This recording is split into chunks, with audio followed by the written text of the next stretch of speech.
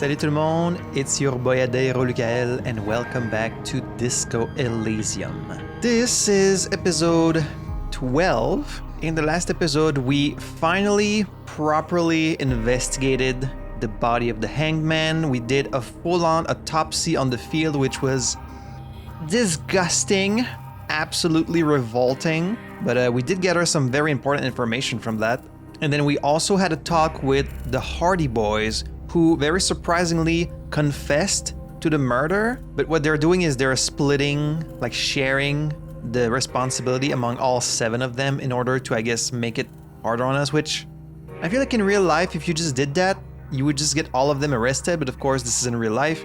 This is the RCM, it's a citizens militia, they don't really have the same powers, plus it's just me and Kim here, so it does complicate things, but based on what we found in the body, it seems that the victim got shot and that's what killed them, and then the hanging, the lynching, that was just like a cover-up. But why would they want to cover it up, and why would killing him with a bullet be something that you want to hide instead of lynching him? So that's the mystery that we're gonna have to try and solve here. We have a lot on our plate for today. There's a bunch of things I need to do. So yeah, I hope you guys have been enjoying these 2 episodes per week. I know that I've enjoyed playing some more Disco Elysium. I'm having a lot of fun with this game. And so yeah, without any further ado guys, let's just jump right back in. All right, here we are. So I had quite a few things to do at the end of the last episode. It's actually been like quite a few days since my last recording, but I'm gonna try to remember everything. Also, I should get out my notes here. All right. So, we need to look at the footprints again. We need to investigate the bullet that we found. Kim needs to take the body to, I guess, the morgue or the police station. We need to talk to the Hardy Boys again. We need to go talk to Everard. We need to go talk to Joyce again. We have a lot on our plate today, so let's take things one at a time. Let's interact with the bullet because I don't think I did that. The bullet is safely sealed away in a plastic bag bearing the RCM stamp. Kim has filled out the label on the bag with the item number, case number, and date and location the bullet was found. Beside his orderly handwriting, the bullet looks especially sad, like a tiny, shriveled head of cauliflower. Let's feel the bullet through the bag. The squashed bullet has some sharp edges where the jacket has split open. It feels cold, even through the bag. What do I do with you, bullet? What? The lieutenant steps closer. I said, what do I do with you, bullet? Well, if I was the bullet, which I'm not, I would say, find the weapon that shot me. Good idea. If we find who owns it, we will have likely found who used it, possibly to kill our victim. Do they have access to like fingerprints in this world? Probably, right? In conclusion, the more we know about this bullet of yours, the better. Inspect it closer. The jacket of the bullet is made of a yellowish metal. It has blossomed out to reveal a dark grey core. The base of the bullet is close to 5 millimeters in diameter. The core is lead.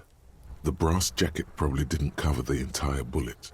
Otherwise, the softer metal wouldn't have expanded quite like that. That was a legendary roll. 14, and we rolled 14, so my good perception paying dividends.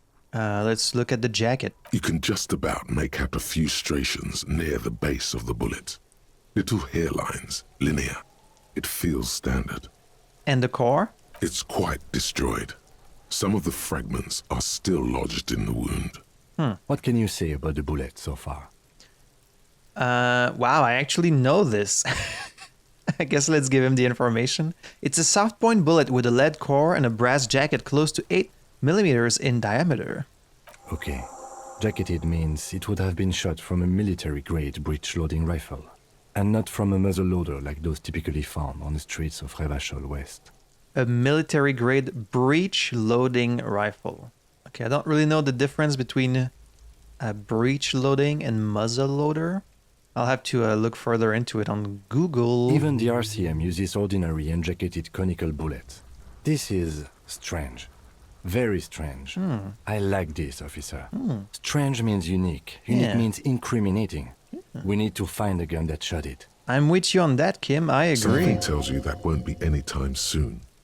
This'll have to be one of those epic tasks that's open for a while. Okay, thank you. Hand-eye coordination. Try to determine what type of weapon shot this. So we only have 17%. +1, aware of the name of the antique rifle you found. +1, have the full bullet specs.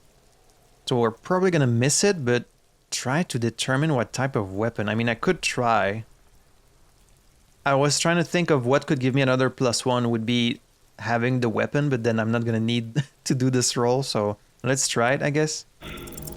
You can't remember what happened last week. What makes you think you're going to remember arcane firearm models? All right, we'll try to. We'll have to try this one later. The bullet has nothing more to say, but it will get added to my map, right? Of my rolls. Cuno, empathy, legendary. Right, we still have this roll with Cuno we need to do. Footprints in the dust. Yeah, I think the bullet's gonna be somewhere in there. Now, let's take a look at the footprints in the dust, which might tell us something new, because we now know, like, all the people in the Hardy Boys. There are several footprints in the mud, left by work boots. Anywhere from 6 to 12 pairs have walked here. 6 to 12. Well, now we kind of know there's 7 people in the Hardy Boys, right? So we have 92%. Could still fail it. We could still fail this, but it's unlikely. +1 counted the Hardy Boys. +1 Hardys said they hanged the victim. +1 Viscol said go do it. Viscol? What is Viscol? You mean visual calculus? Okay. 8 pairs of boots have shuffled back and forth in the mud. Where else have we seen a gang of men in work boots? That's right. The Hardy Boys in the mess hall of Welling in Rags. So this confirms 8. Oh, look at that. There's little numbers. 1, 2. Oh. Go over them one by one. 1. Standard work boot. Steel reinforced toes. Number 46. Just like Titus was wearing in his booth. This is the big dick. Titus Hardy. The one with the bald cap on his head. Yeah, okay. Interesting. Is it? They didn't even bother to change boots. Putting them on the scene is easy. Maybe even too easy. So at this point, I could still be operating under the information that he wasn't shot. I was really lucky to find this bullet, because without that, you really are left to believe that the guy was lynched, and there's really no reason to think otherwise. So I think a lot of the text is going to be operating to be like, oh, it's almost weird how obvious this is, but now we know that there's something more to it. Continue 2. counting. Standard work boot. Steel reinforced toes. Number 44. Either the blonde muscular guy, Glenn, or the young guy with a plectrum around his neck. Still don't know what a plectrum is. A small flat tool used for plucking or strumming of a stringed instrument. Okay, so it's like a guitar pick. Okay. 3. Hobnailed work boot. Steel reinforced toes. Number 43. The inked banger, perhaps. 4. Standard work boot. Number 45 or 46. Theo, the old smoker.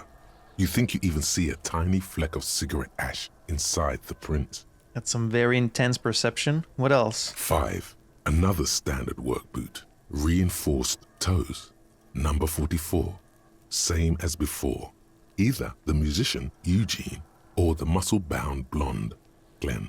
Wouldn't these all look exactly the same? Like, how am I figuring this out? 6. Light as air. Same make of boot, but number 41. Small like a rat.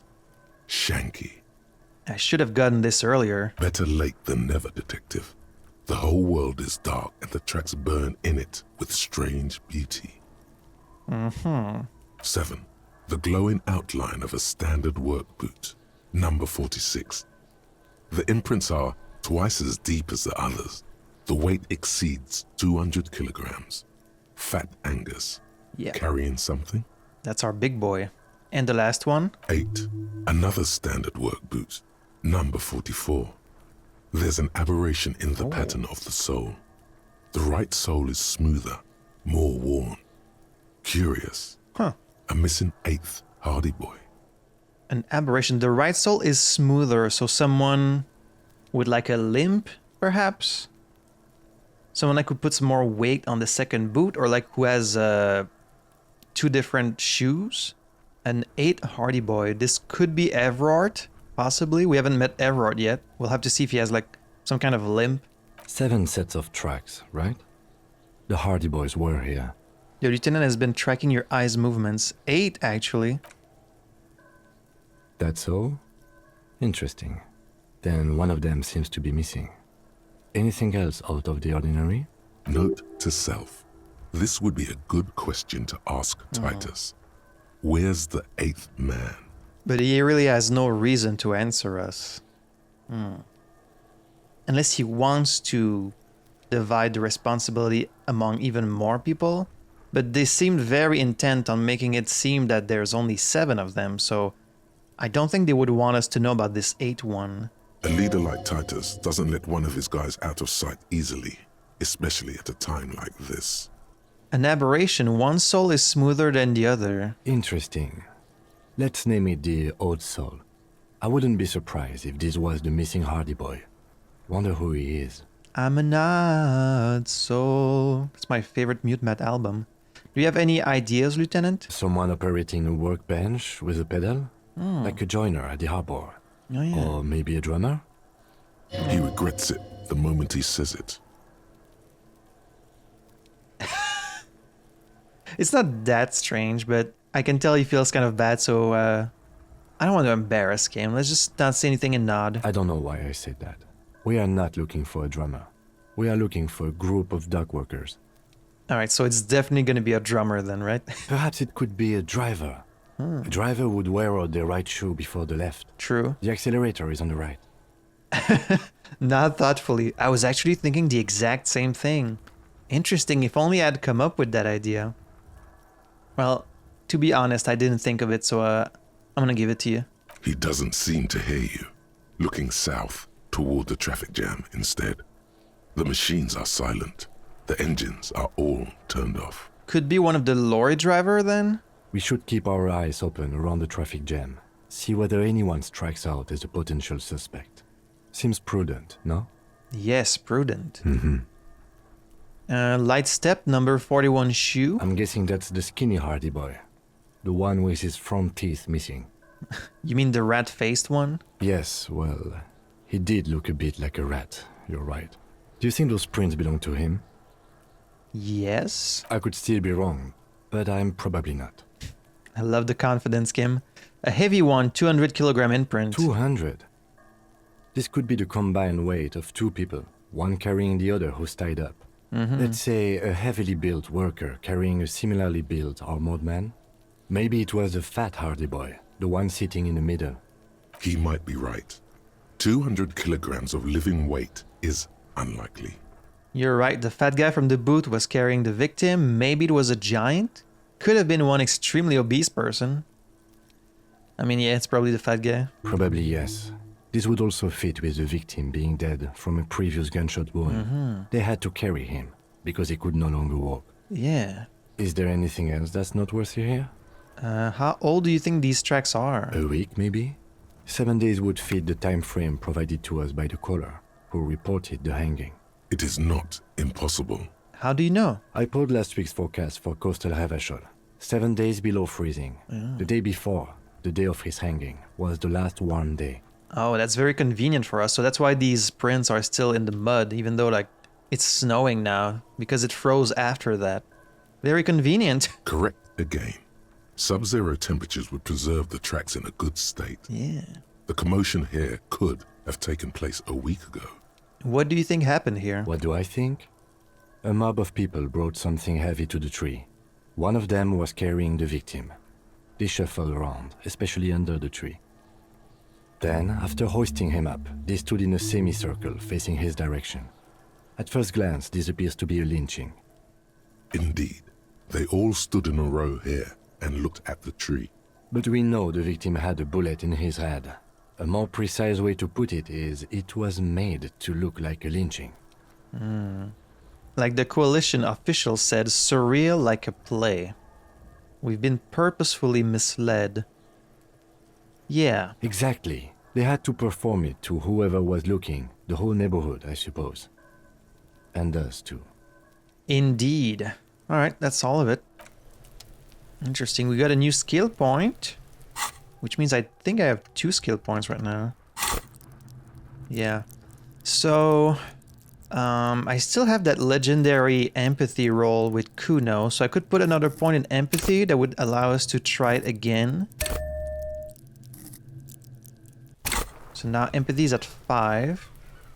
And I'm gonna keep the other skill point. I like having like a spare skill point just in case we need it. So, interview the union boss, enter the harbor, seek an audience with the local débardeur union leader Everard Clare to ask him about the murder. Send the victim's body to processing. We'll do that later tonight. Wash off the death smell. Yep, should definitely do that. And then find the murder weapon. Could use another skill point on that. But I feel like we're bound to find this weapon anyways, so... let's try this empathy roll again. Necromancer pig? That shit was dark. Going in there like that. Oh, brutal shit. Tell me, Cuno dies. You're gonna pick one out of his brain like that too? Cuno's gonna go out in a hail of bullets. Gonna look like a fucking porcupine. Okay, well, try not to get yourself shot by a hail of bullets, Cuno. That's a weird thing to wish for. Necromancer pig. So, you know, he hates police, but I feel like I'm starting to get his respect, his admiration a little bit. Just because I'm doing some cool shit like putting my hand through the skull of this dude. Ugh. Porta Rosa, a side alley of the Boogie Street Spearhead. A young man in his early 20s approaches patrol officer Emile Mullins and asks for a cigarette. As Officer Mullins reaches in his coat pocket for the pack of Astra he just purchased this morning, the man shoots him point blank in his chest. Breathless, the patrol officer collapses in the gutter. His right hand is grabbing the armor on his chest. Damn. The bullet didn't pierce it, but he can't breathe. On the pavement, the patter of the perpetrator's feet growing distant. That's some very strong armor. Bleed, pig. Someone opens a window and says, but Emile cannot see who. His sight grows dim with pain. I'll be there for you, Cuno. You know what's a good line of work for getting shot? Don't be silly, you're a kid. Answer me some questions instead. I'll be there for you, Cuno. Yeah. There's a dreamy look in his eyes, okay. Ooh, wow, that's way higher now, holy shit. +2 shot the body down. +3, he saw you find the bullet. +1, talk to Cuno S. Oh, wow. I thought this was gonna stay really low, but it's actually really high now. It's not Cuno. It's Cuno S. What do you mean? Oh, what's wrong with the kid? Yeah, she does seem like a really bad influence. Interesting, how? Cuno S is by far the worst of the two. Cuno has no problem being near you, but the other hides behind the fence, afraid for her life, like she's done something very bad. I mean, I just thought she hated cops, or like that she's just a jerk. She came up with that psychopathic scheme of screaming for help before. Yeah, she did. Cuno just wanted to talk to you about his name. Cuno S was the one who wound him up and directed him. Okay, so she's like a really bad influence on him. That's what you're saying? Also, Cuno hasn't stopped talking to you. Even enjoys it from time to time. When you talk to the other one, it's like talking to a cornered animal. She only hisses. True. All in all, Cuno respects madness. You cannot hope to outdo her on that front. You must win yourself a few minutes with him alone. Huh. Act on it. Try and separate them. Hey, Cuno, psst. Fuck you whispering about? He whispers back.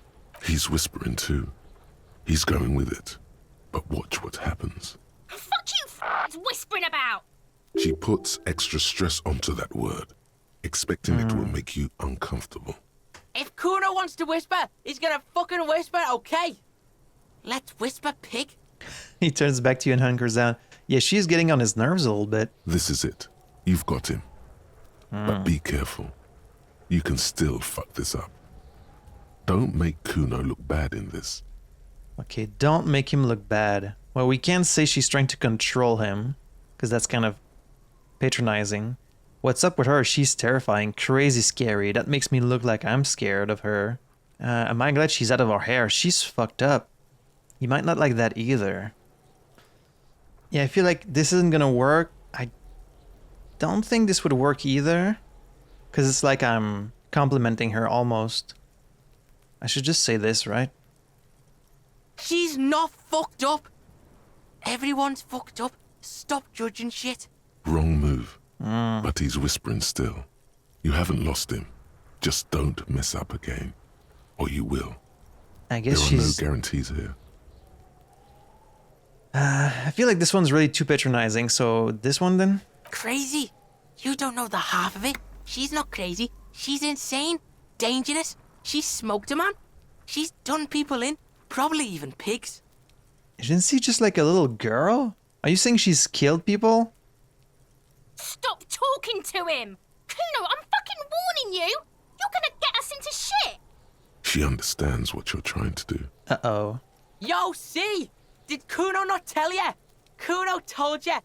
Cuno talks to whoever he wants. Oh, he's talking back to her? Talk, pig. Cuno's got it under control. You did it. They're separated.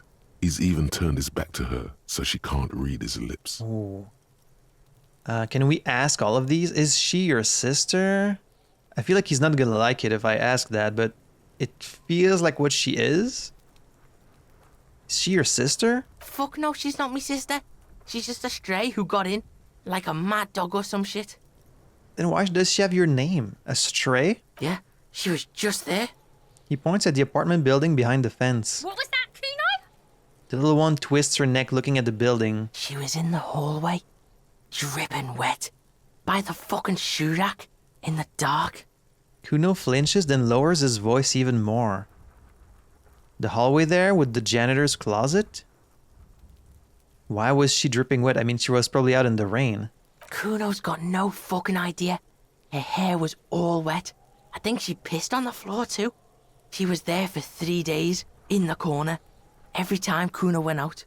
You said she got in how? I don't know. Someone left the door open. Cuno comes home and she's sleeping under the desk, under a pile of clothes, like a dog. Well, that's kind of sad. That means she was like homeless. Maybe she lost her parents. What about your parents? Cuno's dad doesn't give a shit. Doesn't even see her there. Or thinks it's fucking Cuno. Shit's all on Cuno. What do you mean she smoked someone? Cuno means she killed someone. That's right. She's a killer. Like, actually a killer. Are you sure about that? His little green eyes are fixed on yours. Really? Isn't she too small to overpower someone? Can't say that to him. You serious about this killing business? What if she has Cuno? That would explain things.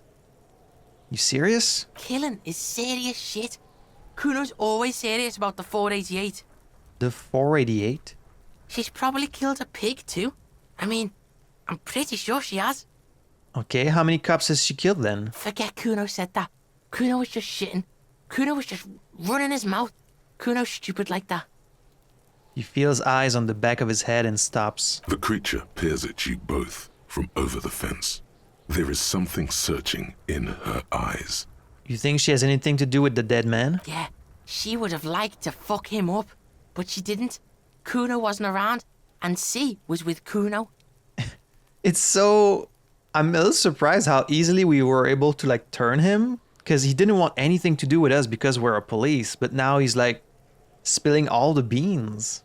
I mean, I guess we did do a lot of cool shit in front of him. That's why he's like warmed up to us now. He's got a little bit more admiration because we did shoot the body down and then like we went through the body. Well, I'm glad something good came out of it. Where were you? Look, Cuno's gonna put you at ease. We didn't do it. I didn't think you did. He speaks the truth, my liege. My liege. Thank you, drama. You said she's insane? Yeah, she's psycho. None of that kiddie psycho. Cat burning shit. She does the real deal. Don't you like behead pigs? Or were you just joking about that? Whoa. Yeah. He watches it sink in. And what's the real deal? Snuff radio shit. Believe me, pig, you don't want to know.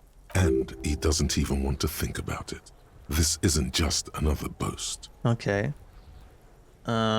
What's that language she uses? Napakimpi? Pagari? Fuck knows. She says it's the song of her people or some shit. What people? Crazy people. The fucking Nakis. I don't know. The Nakis? Some things are too awful to dwell on. The Nakis and Runkaris might be some kind of defense mechanism. Okay. How are you dealing with all of this? How's Cuno dealing? Cuno's dealing just fine. He doesn't need you fucking with any of it. C doesn't either. Cuno's got this shit under control. He spits through the gap in his front teeth. She needs professional help. You can't do this alone. You need backup. I'm here for you. Okay, kid. I'm gonna tell him I'm here for him. Listen. C is Cuno's go-to. Cuno's protecting her. You fuck with C. You fuck with Cuno. You threaten her. You threaten to take her away. This is what it all comes down to. He needs you to take him seriously now. I'm going to kill you. I'll run when you put the cuffs on her, sneak up on you later, and fuck you up. You understand? The boy looks you in the eye, black pupils trying to focus. Understood, Cuno. I can respect that. Who are you kidding, kid? You can't take down a man several times your size. You'll end up dead yourself. I can respect that. All right. Now we can do business. Business? Yeah? What do you want? Cuno can hook you up with... He starts, no longer whispering, you want to sell me those pants? Oh, don't hook him up with shit, Cuno. See? Relax. He respects the Cuno. Cuno made him respect the Cuno. You respect the Cuno, you get all kinds of shit. He turns back to you. Cuno's gonna get you hooked on illegal narcotics if you run a little errand for the Cuno. Get you hooked, pig. Get his hook in you. Then Cuno gonna get you hooking for more. Cash in big style. Pig hooker. See, it's tension and release with Cuno. Now we releasing. The pant buying shit, that's on now too. 90% discount for Cuno's pig. Cuno can flex. He pulls on his tracksuit trousers. 90% discount, huh? Cuno flexes for hobos. Cuno sees you're in need. He spreads his hands like a baker presenting the goods. A smile spreads across his flushed face. 15 real. I want to buy the fallen pants. +1 savoir-faire, +1 physical instrument. That's not bad. I guess I'll buy those. If only just to be on his good side. Yeah, I want to buy the fallen pants. Here, pig. We're falling now. Performance buddies. Cuno unzips his jacket again and pulls the pants out of the plastic wrapping. Cuno could already see you soaring through the air like a fucking eagle. Pig's in Cuno's debt now. Money debt. I'm not really in debt. I paid what you asked me. Money debt doesn't mean anything. He's just saying words. You're Okay. not in his debt. What was that about running you an errand and illegal narcotics, Cuno? Cuno gets it from his dad. Cuno and his dad are major suppliers. That's where Cuno gets his lightning on. His eyes bulge. Their veins reach out like 3 branches. Problem is, Cuno and his dad had a little falling out. Oh. Now junkies clawing at Cuno's door. Streets going mad. Cuno's got to throw his dirty popo man at it. Okay. This is very interesting, but I'll have to get back to you. Alright, sure. Let's look into it. Dirty popo man is you. In there is Cuno's violent dad on steroids. Cuno's dad does steroids and speed. If you can take him, you can have half of the speed. Oh boy, okay. I'm not sure what we're getting ourselves into, but I'm willing to look into it. Who is your dad, Cuno? Cuno's dad is a fucking monster. He's the most violent man in Revachol. He doesn't give a shit about a single thing. He drinks too. Yeah, he sounds really dangerous. Are you sure you can take on the most violent man in Revachol? In your condition? Don't underestimate me. I did take down Measurehead, so, you know. How much material are we talking about? Like half. He says very confidently. Half of what? A baggie. But like in this vial. That's half a gram, sir. Half a gram? Yeah. Half a G. Want it or not? The confidence is unwavering. That's not very much material at all. Fuck you talking about half a G? This shit is giant grade A shit. So clean you can barely see it. You can barely see it because there's barely any. So he thinks he's like some big shot, but really, it's not that much. I've made up my mind, Cuno, and this is what's going to happen. Okay. Cuno's listening. I'm going in there all guns blazing to get that speed because I need it. I'm going in there, but not for the speed. I'm going after the most violent man in Revachol. I'm going in there for justice. I'm a narc, Cuno. I'm going to confiscate that crap. Lie, you need speed. I'm not going in there. So he wants me to be taking drugs, right? He's gonna like me more if I'm taking drugs. But, of course, I don't want to be taking drugs because I'm trying to turn things around for Harry. But I can lie to him. Or I could say I'm going for his father. Even though his father is probably gonna fucking kill me. I'm going after your dad. Sure, whatever. If you survive, make sure to bring that shit back to Cuno. Cuno's almost out. You wouldn't like the Cuno when he's out. I mean, I didn't like you much in the first place, but sure. Just get in the apartment building. Cuno knows you already fucked your way in. Cuno knows everything. He aggressively points at his eyes. Go to room 12, first floor, and kick down the door. Police violence style. Cuno style. And then it's action time. You're locked in the room with violent fuckheads. That's it. Next time Cuno sees you, you better have his shit. What the hell are you signing us up for here? I'm going to kill Kuno's dad. I'm a bad addict cop, and I'm going to get my fix. Come on, Kim. Obviously, I'm not gonna take it. We need to get drugs away from a minor. Okay then. Okay. He concedes. He's like, I guess that makes sense. Alright, I'm off. Cuno doesn't fucking care. I know you don't. Alright, so we made some good progress here. We got a little bit closer to Cuno. Got some new pants. +1 savoir-faire, spacious crotch, liquid fit. Okay. +1 physical instrument, performance unlimited. Entry-level Fallen modular track pants meant to get the urban athlete started down the Fallen path. Labels say hydrophobic 100%, Simon Tech, and Fallen Mirova Lab, creating an air of pseudo-scientific mystery around these pants. They feel rubbery and futuristic to touch. Ah, but the ass pants though. I was hoping these were going to shape my ass into an ass given to me by the mighty lord himself. Well, we've been wearing these jeans for a while, so I guess we could switch to these. This looks really weird, especially with these shoes. What a weird fit I have. Alright, well, let's try these out, I guess. So I wonder if that little monster has anything else to say now. I'll die before I squeal, pig. Alright, let's just leave it at that. Cuno told us not to get close to her, so I guess we'll listen to him. We're on good terms now, and he could be useful later on, maybe, in the investigation. So, alright. Shall we follow up on this Cuno's dad thing? Take down Cuno's dad. Oh boy. Should we try it? I mean, we took down Measurehead, right? He can't be any worse than Measurehead. Jean-Luc was big and scary. The sea breeze carries more than salt. Meat, not rotten, not fresh, grilled. Okay. Alright, so he's in room 12. He can't be any worse than Jean-Luc, can he? These shoes come in 3 different sizes. What shoes are you talking about? These shoes?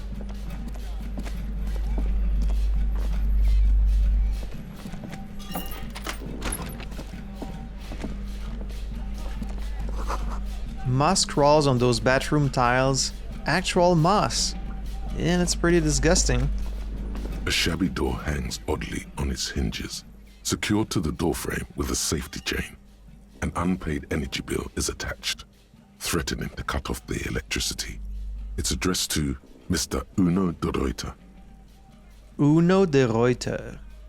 Looks like we found where Cuno's dad lives. And the place comes with 3 months' worth of utility bills. Not likely. No response.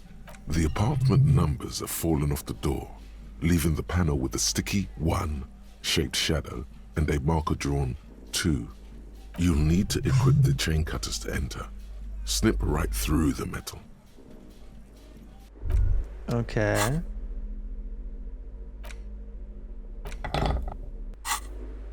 Let's A get shabby in there. door hangs oddly on its hinges. Secured to the door, snip.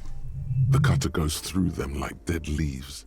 The links fall to the ground on the other side of the door.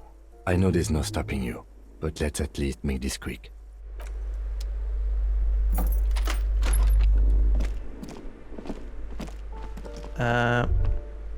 Doesn't look like he's even in here. You get $1. Revolutionaries love to pose with their guns. They sure do. Cuno de Ruiter is the name on unfinished homework. So that's his actual name, Cuno. It's from 2 years ago. Oh wait, no, I think he's sleeping. A phone book lies open on the table, covering a stack of utility bills. Right next to it, in plain sight, sits a small bottle of amphetamine, conveniently equipped with a straw. With a straw? Take your speed with a fucking straw. Lieutenant, I have located psychoactive substances on this table. Good. Confiscate it. The minuscule amount of amphetamine doesn't interest the lieutenant in the slightest. He listens instead to something in the other room. Man is snoring. Take the speed from the table. You pocket the bottle as if it were the most natural thing in the world. And we can split it with Cuno, but probably not a good idea to just give drugs to a kid, right? He's still just sleeping. Glossy erotica covers the wall, wrinkled from moisture. Ew.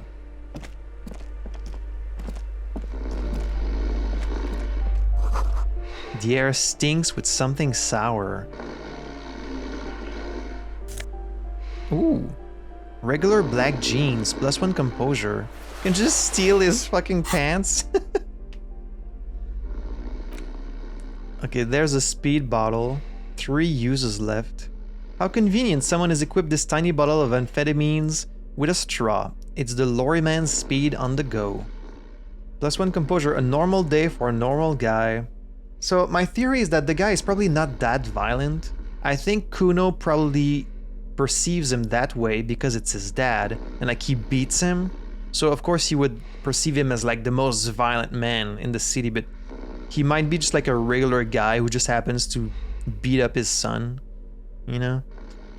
Thank God for black jeans. Everyone looks good in black jeans. Combine it with your favorite book t-shirt and a yellow plastic bag to channel that laid-back trash bin raccoon meets a cool professor vibe. Or do whatever you want. It's just a pair of black jeans after all. +1 composure. Alright, can we wake him up? A bundle of clothes heaped on the bed. A stained parka, some towels and a duvet. Some socks even. So is he always sleeping when you come in this apartment? Or is it because I came in at like 1 in the afternoon? What if I came in at night? Would he have been up? In the dark, it looks like a nest. Hold up, Lieutenant. Look at that pile of clothes. The Lieutenant has covered his nose. Slowly reach out your hand. Something underneath there is breathing. Yeah, I can hear it. It's not too late. No one's going to blame you for backing out. You don't have to do this. Just get out. I'm not getting out. I'm not a coward. Keep extending your hand towards the pile. Your hand touches a greasy duvet covered in cigarette burns and ketchup stains. You hear a growl. There is something alive underneath it. It's deep, in suffering somehow. In suffering? Pull the... Why am I waking up this man? Am I going to arrest him? Are we going to ask him some questions? Pull the blanket off. You see a 60-year-old, fat, red-headed man passed out from large amounts of alcohol and God knows what else. The smell of shit rises from his mouth. Have you been eating poop? You don't have to take him down. He's already down. Kim, is this thing even alive? I'm afraid it is. Look, it moves. He points to a fleshy lump sticking out from the other end of the blanket. The limb seems to be twitching from time to time. And look, the other foot is camouflaged by a striped sock bearing the name Maxtor on the sole. 3 toes are poking out of a hole. A groan rises from the man's throat, dry like a death rattle. He's trying to say something in his sleep. Oh, wow. Okay, I'm glad I have this very high perception. Could still miss this if I happen to roll 2 ones, but that's unlikely. The man groans once again, but his tongue keeps failing him. It's impossible to make out the syllables. A hand emerges from the blankets. trying to gesticulate something. And then it dawns upon you, clear and surreal. Pigs, he says. Oh, He's trying to call you pigs. he's not awake. Fuck you. Die. You're awake. He's awake. He's not awake. What did you just say? His hand falls back on the bed, limp and defeated. A loud snore escapes his mouth. He's asleep again. At least he got to say his piece. Is this Cuno's father we're seeing? Well, judging by the color of his hair, I would say yes, it is. Nice work, detective. The lieutenant's right. The man's unwashed hair bears a familiar ginger tone. Even the hair on his chest is coppery. The light from the window falls into his half-open eyes. I was expecting something worse. I mean, no, that looks pretty bad. He looks pretty gross. He does look like a man that would beat up his kid. I can't believe it. Cuno's dad isn't a loser. Must be someone else. What about this doesn't say loser to you? Doesn't look like he's going to fuck up anyone up anytime soon. No, it really doesn't. This looks very hard to recover from. I mean, does it? He's probably just going to wake up later and like this is probably his usual lifestyle. Just like knocks himself out with alcohol every night and then sleeps through the day. I don't think this is out of the ordinary for this guy. This man won't be feeding his family anytime soon. Not that he was, but at least he won't be beating his son. I mean, he might be as soon as he wakes up. A pair of half-open bug eyes is staring back at you from the dark, empty, and frozen. It's clear that the person behind them is not awake. Hold on, what happened to his eyes? Can't you tell? It happens to exceptionally committed substance abusers. They fall asleep with their eyelids still open. Not a pretty sight. He's gonna sleep it off. I know this shit.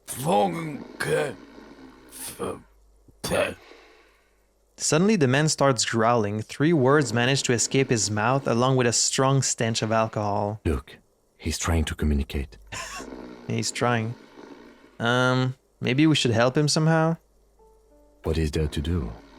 We could turn him on his side so he doesn't choke on his own vomit, but he's already on his side. Excellent form. Poor guy. And just nod. We could take him to Remedy or Saint-Baptiste, but he doesn't have money for medical services. The almshouse would turn him down. They don't do charity for people who are trying to kill themselves. Besides, he'll be dead in a few. You really think he's gonna die soon? The lieutenant stops listening to him. Years, months, weeks. The pile of blankets grunts miserably. I took your amphetamine, old man. Silence. Only heat emanates from the sleeping body. Alright, well. Fuck this guy, I guess. Let's close the door at least.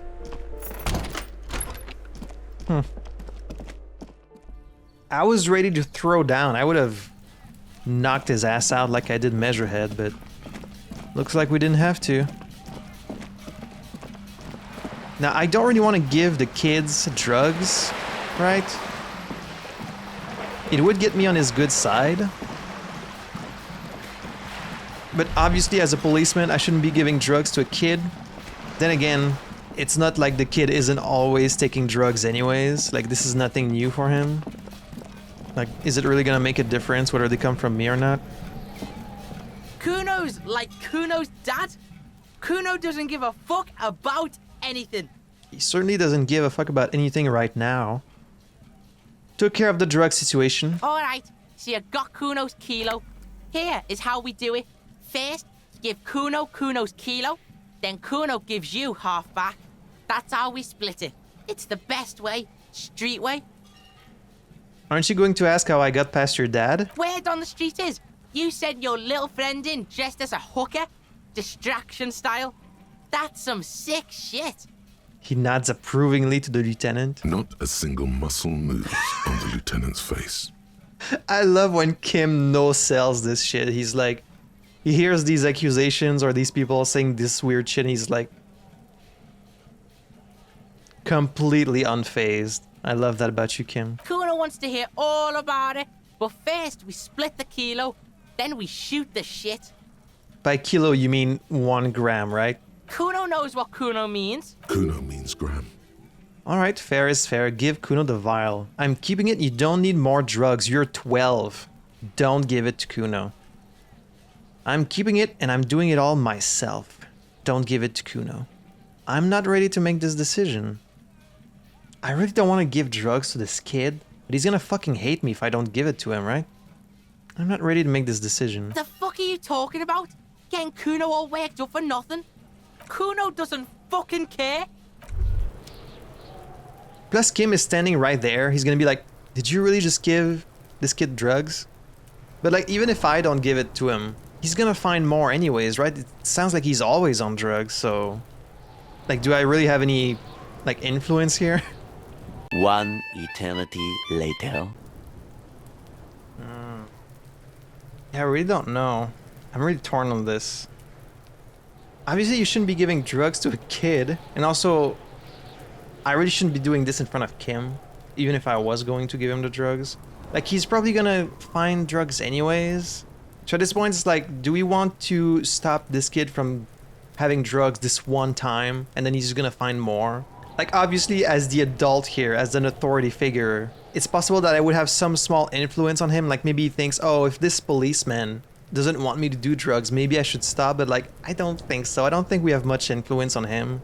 So at this point, it's more like, well, do we want to stay on his good side or not? That's really what this is about, right? And if he's on our good side, maybe he can tell us more about the investigation, but I don't think so. I think we've already gotten all the intel about the hangman that we can from him.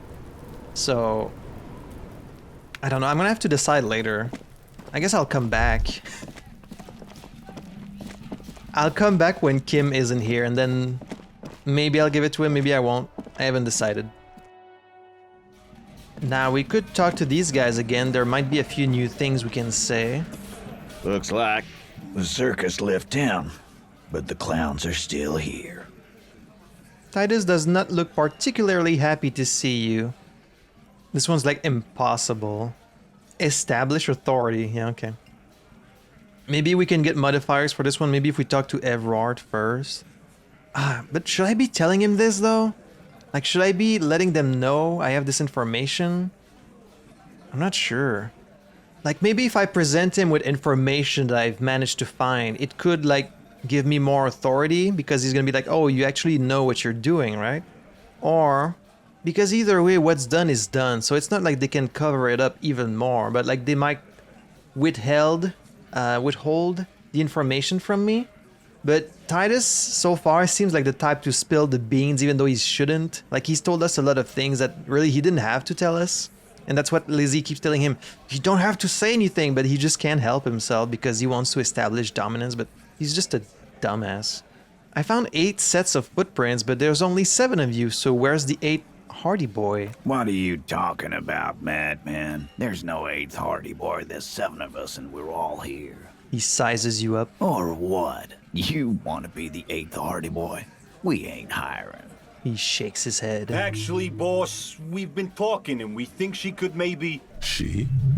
So there's an 8th Hardy, and it's a Hardy girl? Who might it be? Elizabeth?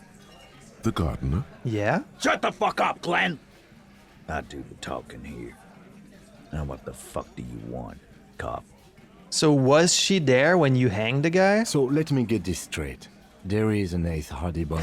It's a she, and you don't like us talking about her? Ooh, Kim, you're quick on your feet. That's right. We're not talking about this. This is a private Hardy Boys matter. Nothing to do with your shit. End. Don't you threaten my boy. You're not cops here. Don't go digging around if you don't want a bullet in the back of your head. I'm watching you. Good. We are all watching each other. Officer, your question. Kim is not intimidated at all. There's no point in pushing it further, he thinks. This is already a victory. We'll learn more about this 8th Hardy sooner or later. Ooh. Okay, it's going up because we have more information. So +1 discussed the 8th Hardy. Found someone who saw the hanging, a witness. A witness? You ain't got shit. The locals would never come to you with this. Maybe he's not a local. That's just tactics, Titus. Next, he's gonna tell you one of us already rolled on the others, and is in witness protection. Well, my witness isn't a local. Well, let's hear it then. Who is your mystery fella? Titus scratches the back of his head and asks. He's not alarmed by the sudden appearance of a witness, but he is surprised. Yeah, it's not giving the guy's name, because then he could, like, go there and, like, fuck him up. I mean, as much as I don't like Charles, I don't want him to get, like, killed by these people, so... Let's just say he's a high rank... Ah, but isn't that spilling the beans, too, if I say who he is? Like, they might know who I'm talking about if I say this, right? Yeah, it's none of your business. Well, this might scare him, though. He's a high-ranking government official. Let's leave it at that. Yeah, right. Like we wouldn't know if an MI plant was in our town. Nice try, right? You say that, but you have a doubt right now. I've seen this shit a million times, Titus. Fly fishing. They are desperate. The last copper. What wacky claims did he make? Ooh.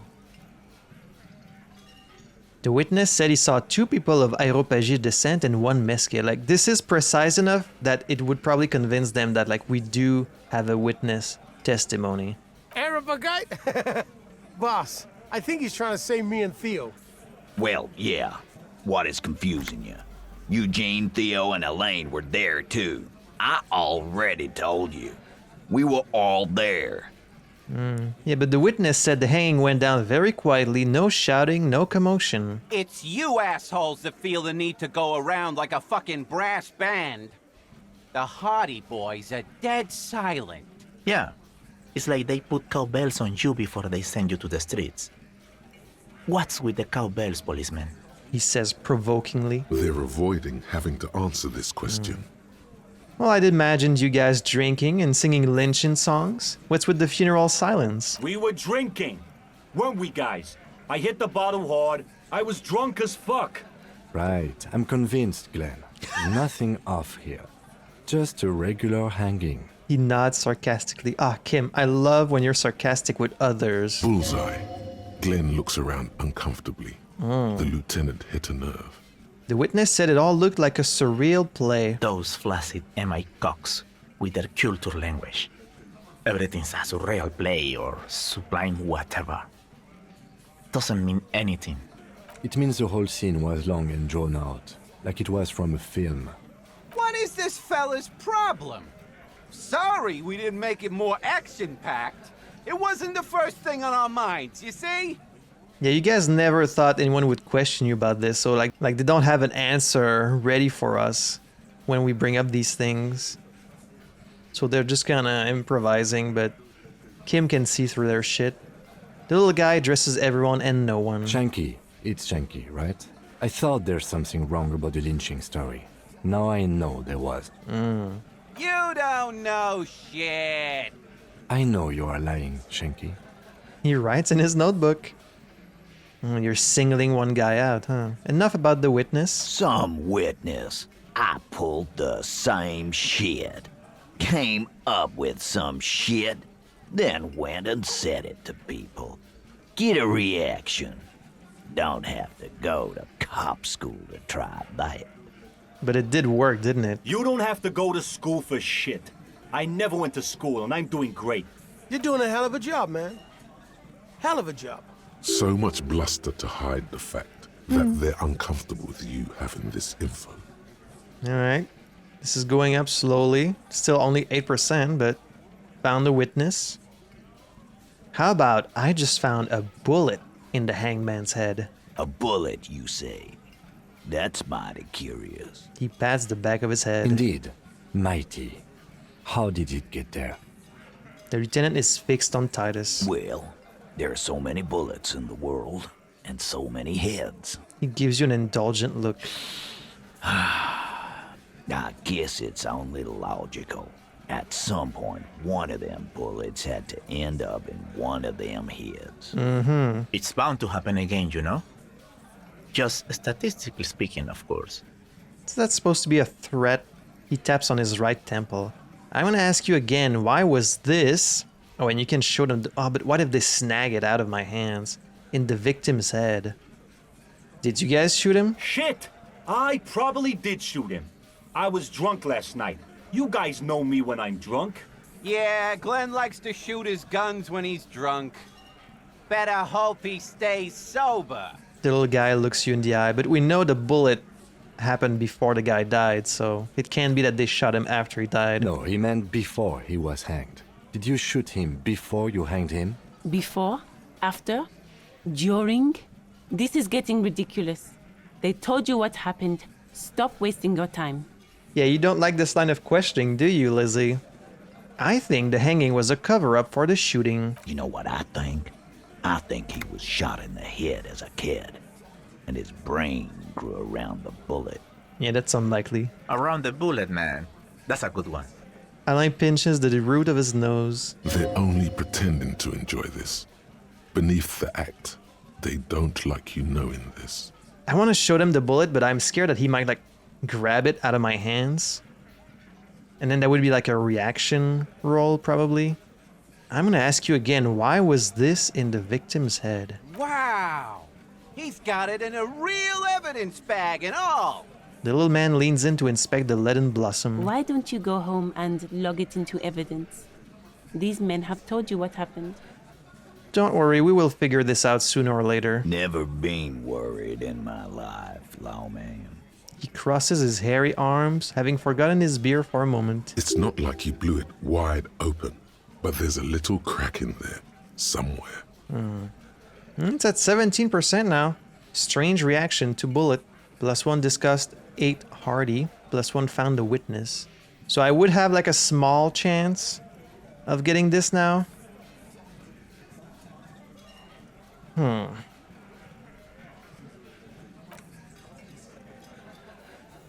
I mean, it's still really low. It's 17%. I guess I'll have to try again later. Nothing new from you? I've got nothing to say to you. Why are you wasting your time? Are you the hardy girl? I am not. You could be, Liz. You could be anything. You could even be a model. Okay, thanks, Glenn. Even a mod? Glenn, I went to law school. I am an attorney. Alright. We can't talk to these guys. Can we check this window yet? Behind the dockworkers, a ceiling height window. Still not time. Can I go wash myself even though it's not like nighttime? I would really love to get this stench off me. Okay, I guess I won't be able to wash myself until it's nighttime. That's unfortunate. The door is closed. Still, the lieutenant gives... He doesn't like where this is going. Wonder when we'll get to talk to this woman again. Like, clearly she's there on the balcony. We can't talk to her. Could she be the rape victim? So they've mentioned about a rape. And like the women we've seen that are related to the Whirling in Rags are like Sylvie. And then that woman we saw at the very beginning of the game, like Clage or something. And then Lizzie. I don't think it would be Lizzie though. I guess we'll find out more later. Let's go have a little talk with Sealing, who is apparently a lorry driver. Hey, Sealing. Everything's still cool here, officer. So, Sealing, what's your stance on drugs? Drugs? I don't go in for that, officer. Drugs ruin lives. For a moment, he's unsure how to respond. Unless you're into drugs, of course. In which case, drugs are excellent. Mwah! Tasty, tasty drugs. Tasty, tasty drugs. I'm super into drugs. I actually don't like drugs. Well, we're looking for a lorry driver who is transporting drugs out of the harbor. He or she is in this traffic jam. Oh yeah, I'm super into drugs. That's very cool. A lot of the coolest detectives do drugs. Sadly, I don't have any drugs on sale. Or at my home, or on my person. He smiles. Are you sure about that, Sealing? Sir, it appears to be true. No drugs in sight. Not in the box of sunglasses or under the speakers. But they could be in his truck, right? If he's a lorry driver. That's even cooler. You investigating that and all. But I am not a lorry driver. I'm just a street vendor. I don't know anything about that. But you are a lorry man. Another driver has identified you and your lorry. Who said that? It's the fat racist, right? I bet it's him. He has an agenda against me because I'm an immigrant who works harder than he does. He's a hater.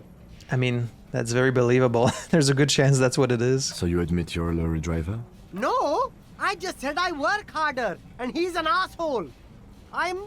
He stops to think. Realizing he can't get out of it. Smart man. Okay, maybe I'm a lorry driver too. A little. But that's not the most important thing about me. That's my day job. This is my dream. So the racist driver is an asshole, but he was right. He still told me the truth. So you forgot to tell me? So you were embarrassed to tell me? Stop squirming. What do you know about the drug operation at the harbor? Sealang, my source tells me you're the one transporting drugs for the Union. Stop squirming. What do you know about it? Nothing. I told you. I'm not a dumb guy. I don't get involved with that crowd. And what crowd is that? Crowd. You know, the drug crowd. No, he wasn't talking about an abstract crowd. It was that crowd. He doesn't want to talk about them. He's afraid. Yeah, that's believable. It wasn't some drug crowd. You know who they are. Tell me now. You're wasting my time. Tell me who the fuck is transporting the drugs here. Okay, if you don't know, then I'll tell your employer you've been selling his stuff. Who are you afraid of, Sealang? Look, there's bad people doing bad things here. That's all I know. Please don't get me into this mess. I've spent 15 years working my way up. If you don't want to get into this mess, you have to give us a reason to move on. We're buddies, Sealang. Help us out. No one will know it was you. You're cool, I'm cool, everything's cool. We're buddies, Sealang. Help us out. It's a she, okay? The other drivers call her the lady driver. You're better off staying away from her. The way they talk about her, she's no lady. The pale driver? Interesting. Could this driver be connected to the Hardy Boys? Interesting. Who are these other drivers who talk? Is the lady driver the old woman back there? Dazed out? Strange? I don't know. Maybe. If she is, I haven't gone near her. I don't get involved. I told you. It could be. She was strange. I mean, when we asked her if it was her, she was like, maybe, maybe not, Boyadero. I wouldn't know. He's not ruling her out. Could she be associated with the Hardy Boys? I don't know. I'm not local. I don't know anything about that. And who are these other drivers who talk? All of them. I don't know. I told you all I know. Are we cool now? I really want us to be cool now. Oh, we're cool, Sealang. Who exactly is talking about this lady driver of yours? The racist or the other one with the tattoos? He points north. All of them. Even the ones who've left. I don't hang out with them. I don't remember who has tattoos. My man Tamil Okay, we're cool now. All right. I scored. Let's cap this off with a purchase. You can walk away from here with funky sunglasses, detectives. Both of you. You deserve it. +1 ratted out the lady driver. We could try and ask for some money again. 58%. It's pretty good. Am I gonna get it? No need to dress this one up. Just tell him what you want. Oh, okay. Ah, yes. Are you trying to... Sorry, detective. God damn it.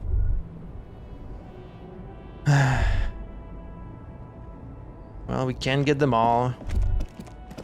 We'll have to try and convince him to give some money later, I guess. Footfall within, not human. So a bird? Only a dog and no more. Okay. We could ask Tommy again. Hey, man. Still here. Stuck in this damn jam, my man. What's up? All right, we have a new point in empathy, so we can try this one again. This one lights your emotional poem. Ease into it. Don't go too far. This seems like a personal matter. I'm the luckiest man in the world, I am. My man, I want to know about your soul. Cool. We all want to know each other's woes and all. But people, man, they have slippery souls. Just like that, he slips out of your reach. It is possible the yelling didn't help. I love how I keep missing these 58% rolls. At least I was lucky with the bullet. It's at least that. Hey, I heard that one of the drivers is a woman, but I don't think she's here. Do you know this lady driver? I don't want to talk about that. Oh. He shifts around, suddenly uncomfortable. Yeah, they're all scared. They're scared of retribution from what? From the Hardy Boys? Why? Do you know something? What is it? I don't mean to pry, but I need your help. She may be involved with the drug business. I don't want to put Tommy in a bad situation, but like, you might have information for me, so... Man, I was hoping it isn't gonna be her. All I can say is, she isn't around here anymore. She isn't some evil drug trafficker. And I don't know where she is. I asked you who's conducting the drug trade. You said you didn't know. Now you're saying you do? You did kind of lie to me, but I understand why. I didn't, man. I told you I was hoping it's not her. That she wouldn't be mixed up in it. He still is, hoping. It's just wishful thinking on his part, not trickery. Bah, emotional rhetoric. He knew something and he didn't share it with you. That's a fact. Who is she to you? A friend? An acquaintance. I don't know. She was the only person in this damn jam I could talk to. She's someone I don't want to rat out to the law, okay? And what's her name? Thank God I don't know. People here call her the lady driver.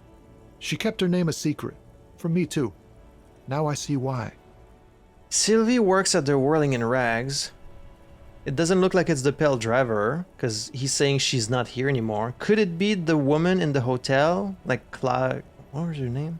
Claudia, the girl in the hotel that we met at the beginning? Could be her, unless when he says she's gone, he means like she's not in Martinez anymore. What does she look like? A youngish woman.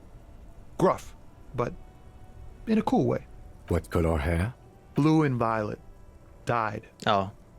It was violet when she got here. Blue before she went. Okay, so it's not Claudia. Then she may have dyed it again. When did she leave? Damn, I don't want to... Please just let it go. Whatever she did, it can't be that bad. She's not a bad person. I know that much. We can't just let it go.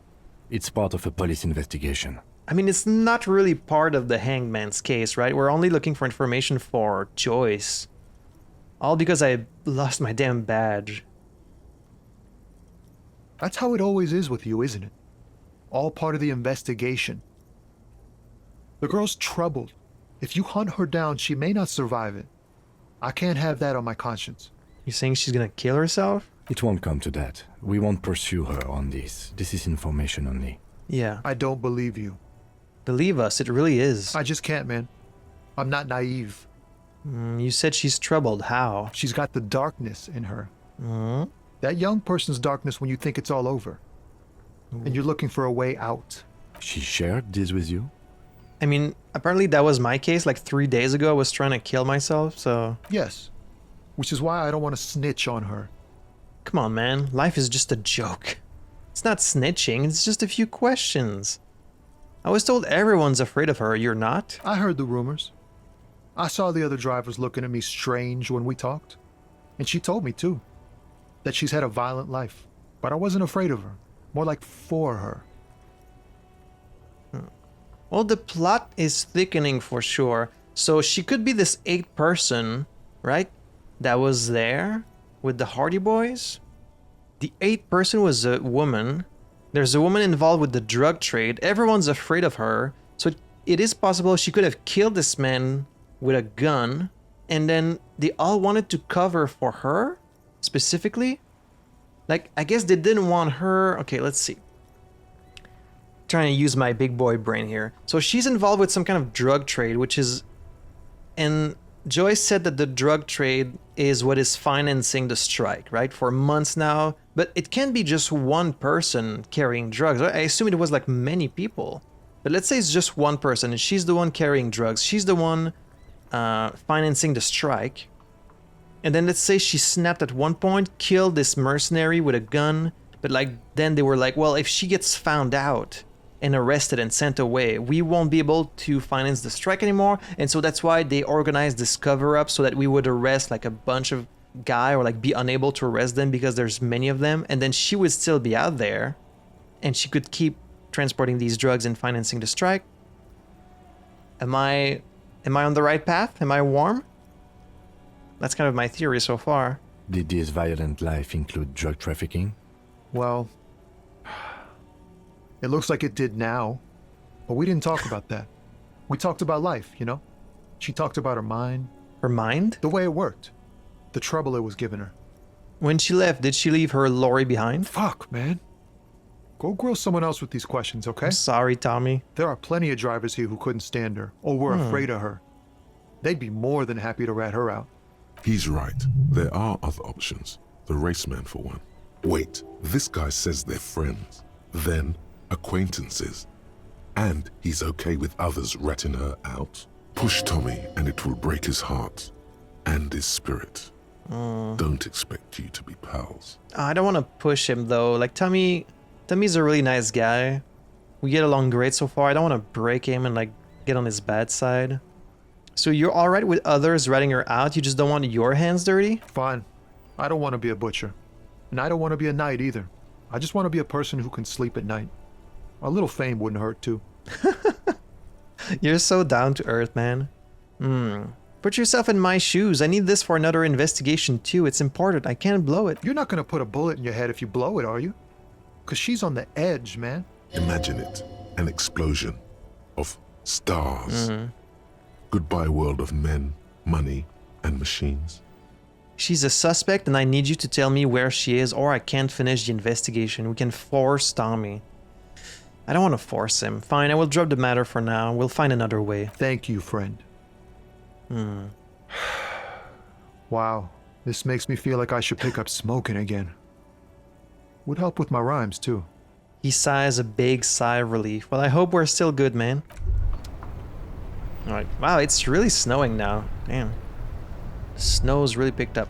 Okay, well, even though he didn't want to tell us anything, we've actually got a lot of information from him just now.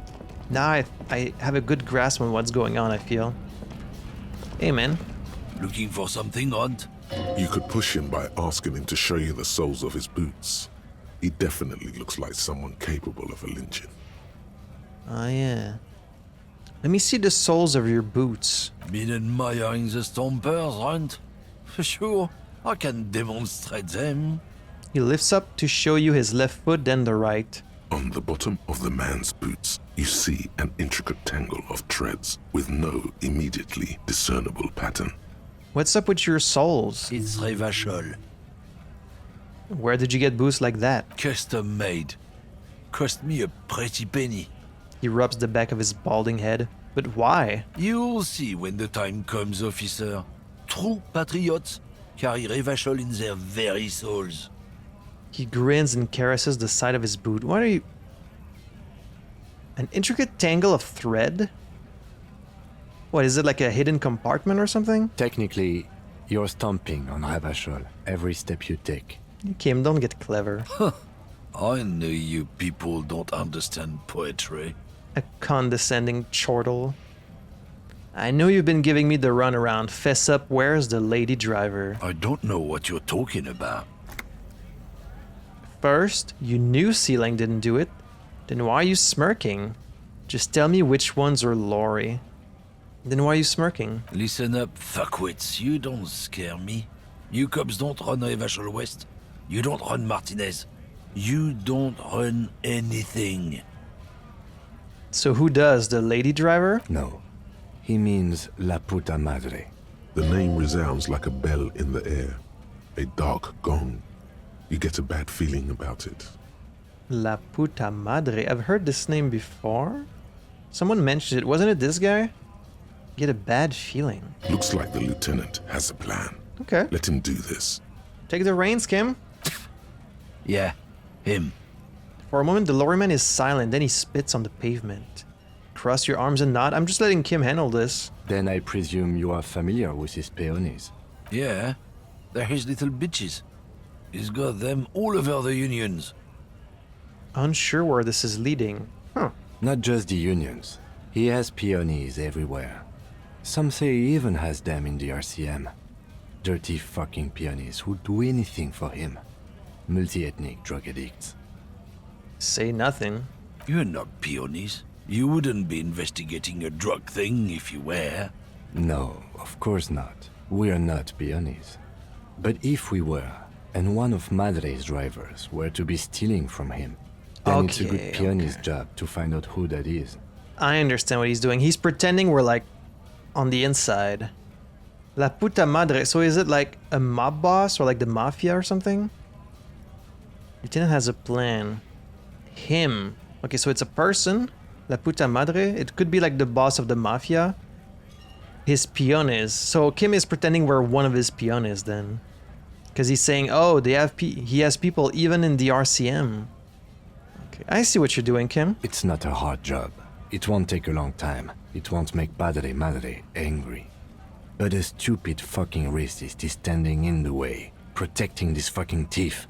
I'm not scared of you or the mob. I'm under the protection of the Lorrymen and Carters Guild.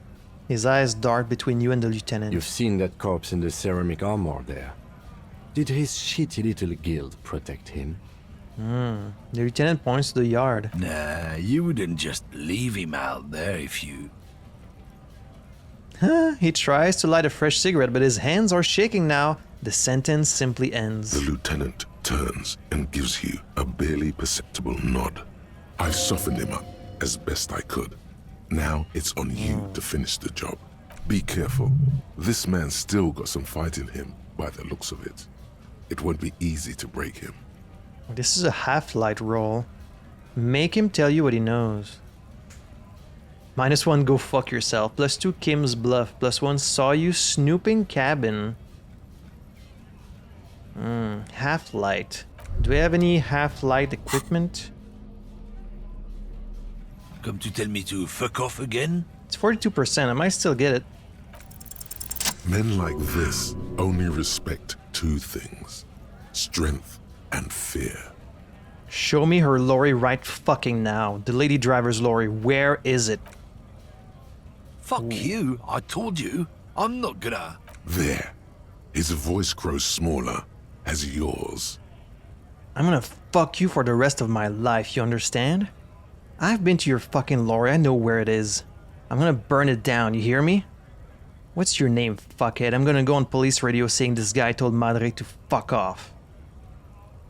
Ooh. Could try that. Look, fuck you, man. It's some lorry down there. Green, banged up thing. I don't fucking know who she is. When did she go away? I don't know. I don't even know her name. She just rolls with the fleet and acts like a big shot. Some dyke, probably. I haven't even seen her for days. Now it's not a big deal for him anymore. This is how he saves face. Where exactly is her lorry? Past the monument. Down there. The Green Temple. Now leave me the fuck alone, okay? A small temple by the monument. Green. Let's get into that lorry. Looks like he got his adrenaline up, too. You wanna smoke, Kim? Let's smoke after this. That was better than sex. Holy shit. That was like some legit good cup, bad cup routine we just pulled there. Like, Kim, like, crept in the doubt in her head, and then, like, I grabbed him and I made him spit it out. Good cup, bad cup, 9? Okay, I didn't think it happened that many times, but this was definitely 1. Search through the lady driver's lorry cabin near the monument. Okay. Hey, how about that? Making some real progress with our investigation now. We could talk to the pale driver again, but I don't think she's gonna say anything new. Lowman, you caught me at an opportune moment. This awful weather keeps me awake. You can entertain me with your questions. I think I know what's going on with you. And what is that? She sticks a filterless cigarette into a cigarette holder and reaches for the light. You're a pail driver. You transport goods through the pail. Great. He asked the Pines rep about the pail, and now he's talking to everyone about it. What's wrong with that? It's not like the pail is a secret. Everyone already knows about it. Fine then. Just try not to black out again, and don't contemplate. We don't have time for that. Oh, I'm contemplating, Kim. I'm drawing existential conclusions from this. Yeah, no, just for detective work. That's all I needed it for. Everything is related to the pail. My condition, the case, everything. It's all anthroponetic. Everything is related to the pail. That is exactly what I didn't want you to think. Ma'am, my partner wanted to know if you work in pail transport. No offense. But your partner? She lights the cigarette. A white and silver cloud of smoke disappears into her mouth. Seems like a bit of an idiot. That's fair. She breathes out. The air tastes sweet. Republica. A filterless cigarette from Misk. Republica. That's not very healthy. I blacked out after a night of heavy drinking and lost all memory of the world. I blacked out from sheer heartbreak and lost all memory of the world. I'm not an idiot. I'm a detective of the RCM. Don't say I'm an idiot. Well, we smell this thanks to our perception, so let's talk about it. Neither is spelled transportation. Life is transitory. I blacked out from sheer heartbreak. Yeah. Like Gabriel Buenguerro in Segúreme, Paraíso. You're the opposite of me, then. I remember everything, even the things I never knew. Things you never knew? The smell of liquor on Gabriel's lips after the shoot. In the motor park. The roses on the day of Franco Negro's coronation. On the grand stairs of Ryle.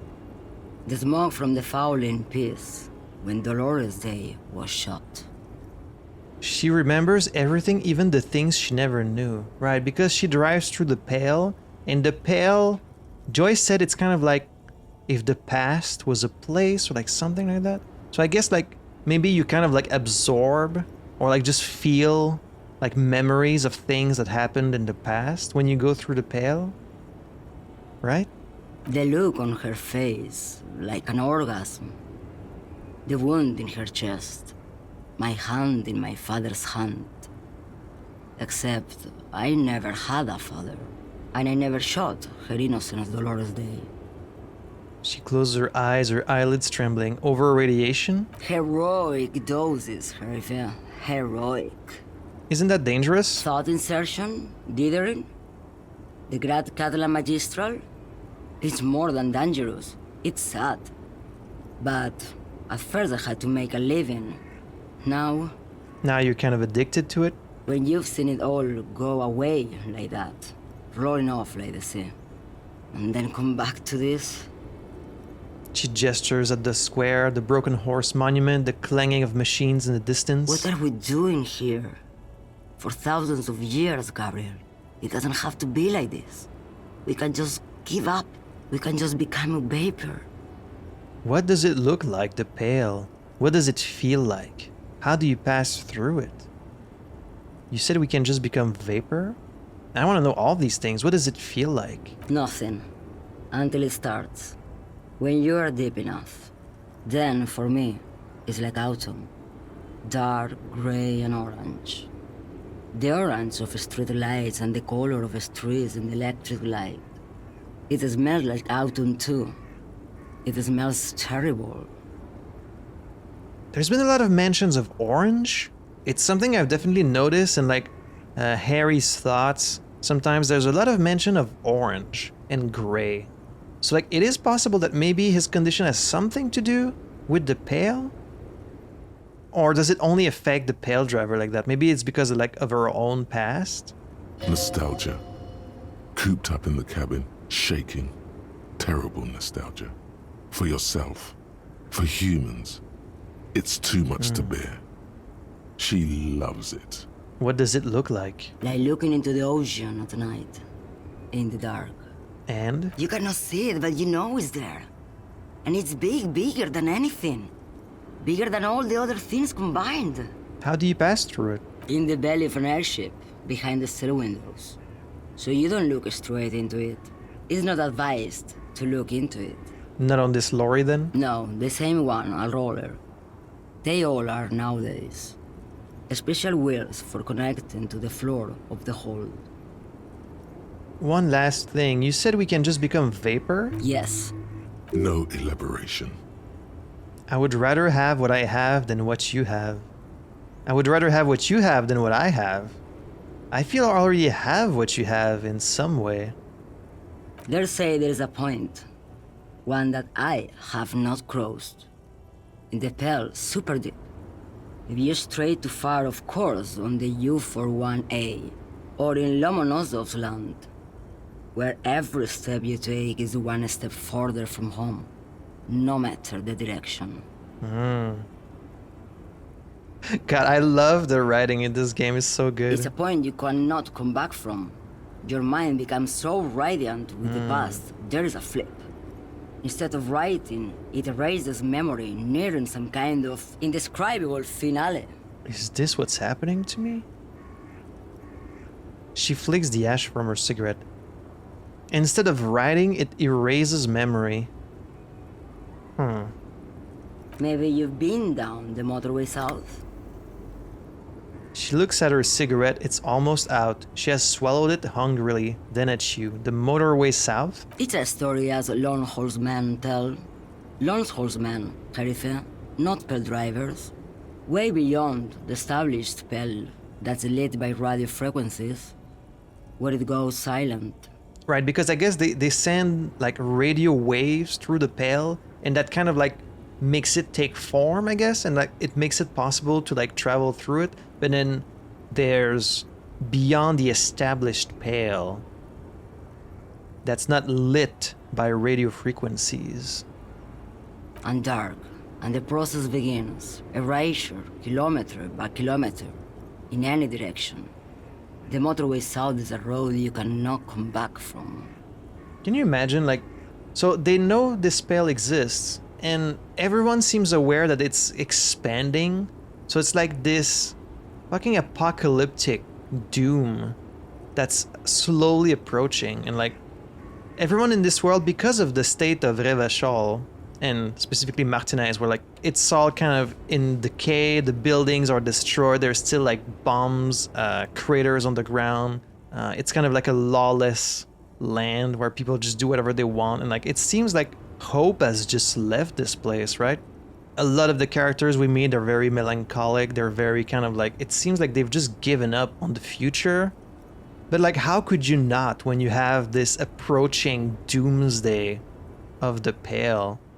It would really just like siphon out any hope you have for the future, because it's like we already kind of feel that even in our world. I mean, not to get dramatic here, but with climate change, right? Global warming and all these things. Like, I know that personally, sometimes when I think about this stuff, it just kind of fills me with like dread and anxiety, and it kind of kills your hope in the future, because it feels like you're very slowly, inevitably approaching this terrible thing, you know, like a frog in boiling water, where like it's happening very slowly, but no one's doing anything to stop it, so it's kind of like inevitable, and we know we're just gonna have to face it eventually.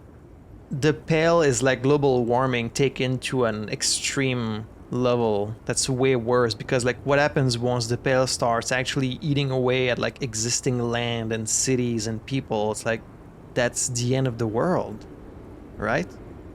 Crazy stuff. What is at the end of the motorway south? Well, they don't know. No one knows what's at the end. I've only glimpsed the beginning. She takes the cigarette out of the cigarette holder and extinguishes it. I've only felt it in the distance, when I was a child. A child growing on the lake. I've only felt it in the distance when I was a child. She goes silent, her eyes close and her hands shake. Ma'am? Josiane. A sigh escapes her lips, then silence as she stares within herself. There is nothing more to do now. She's far away. She is receding in the clutches of some indescribable scattered emotion. The child, descending. You've fried both your brains enough for today, Detective. He inspects her, no response. Let's get some air. This one's far gone.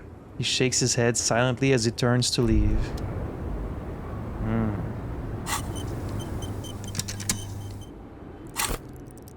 So I have the one skill point, but I do kind of want to use it for this.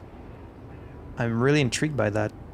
Temporary research bonus, -1 visual calculus, bizarre angles. 8-hour research time. At the edge of the map, the landmass begins to disintegrate into pure trigonometry. The ocean melts, becoming a tangle of sines and cosines. The mountain range turns into a sharp-angled azimuth. Its green range shadow dithers, like music turning into a waveform, and then vanishes. This is the end. A half-remembered textbook from your childhood. The porch collapsing on the edge of the Isola. A transition from reality to pale. A single vector shoots out like a rocket. It's the motorway south, splintering off from the known pale. To where? Where does it go? It's all fascinating, but like, why do they call it the motorway south? I need to know this. It's too interesting to me. Got to internalize this. I don't like the -1 visual calculus.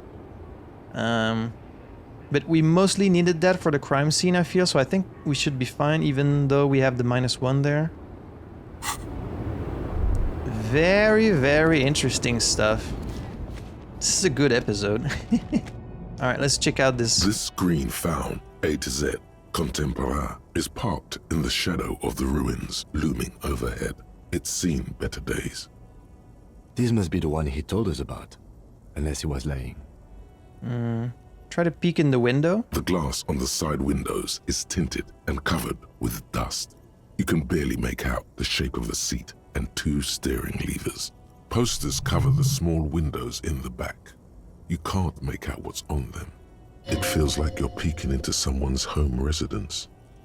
Inside it's private, cozy, warm, dusty too. Try the door handle. The door is locked. The handle looks shiny, like it's recently replaced. How are we going to get this open, Kim? I mean, we could try the crowbar, but...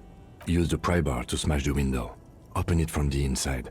Really? This has been hard enough. No need to make it any harder. Smash the window with the pry bar? Damn, I mean... Okay. I would have just tried to, like, open the door. Do we need to smash the window?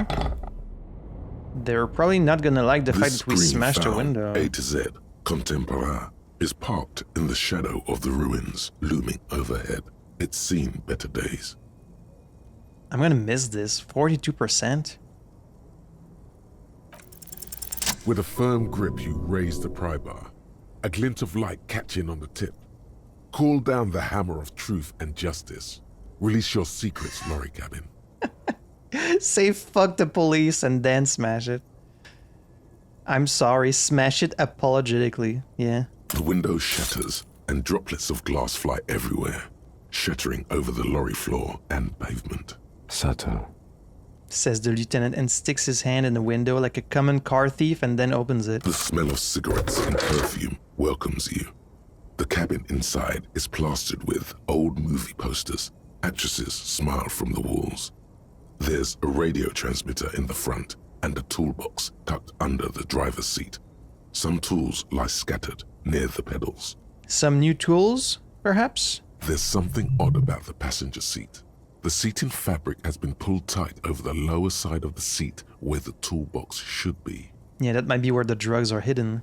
Admire the posters? These are movie posters featuring starlets from long-forgotten films from the 20s, the teens, even the 90s of the last century.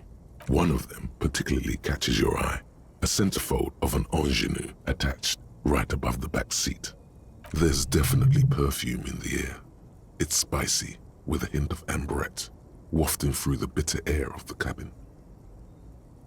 Ambrette, you say? Ambrette, the seed of the Abel mosque that resembles millet and has a musky scent.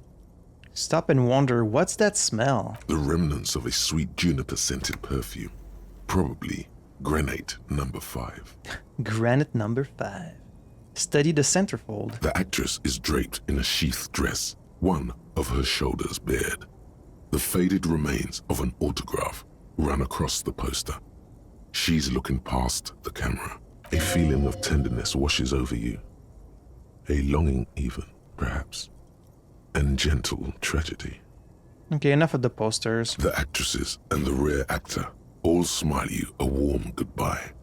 A radio transmitter is attached to the dashboard and a toolbox sits under the driver's seat. Examine the radio? Looks like the frequency dial is absent. It requires a key to work, but the key has been removed. Likely by the missing lady driver. That's smart. Strange.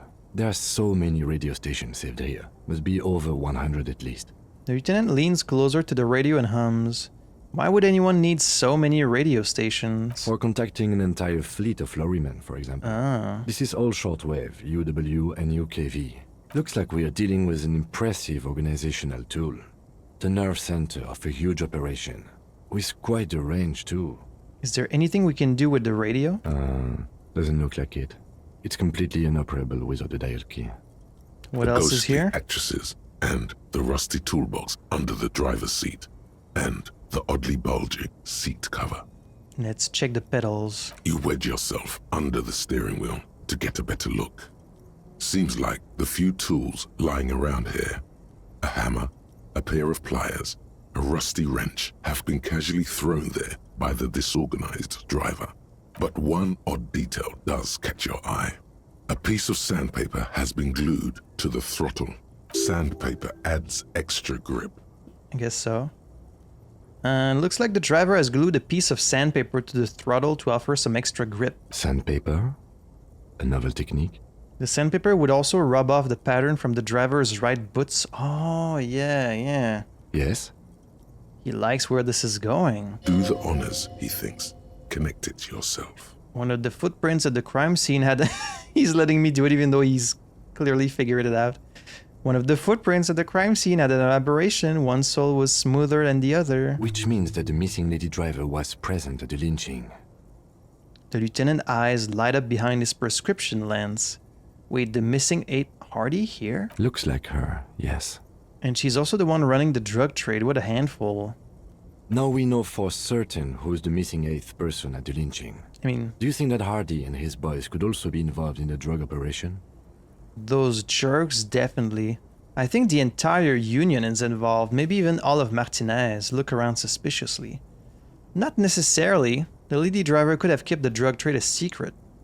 This would fit what Joyce told us, but I don't want to make any assumptions. Yes. Understood. We should still go and see what Titus has got to say on the matter. Are we finished with the lorry? The movie stars are still smiling from the walls. The radio transmitter sits on the center console and a faint smell of perfume is in the air. Pull out toolbox. A metallic drawer slides out from the seat. It's empty, except for a folded newspaper. Unfold the newspaper? It's an issue of Periphérique from last Wednesday. A piece of paper falls out from its pages. From last Wednesday? That's only a week ago. I mean, we've been playing for 3 days, and I guess if she left more than 3 days ago, it's possible. It looks like an article ripped out from a radio enthusiast magazine. Complex mathematical equations explain the basics of something called the ULAN frequency system. Really? The ULAN frequency system? I've never heard of that before. I know of FM, AM, UKV, but... The lieutenant leans over your shoulder to examine the note.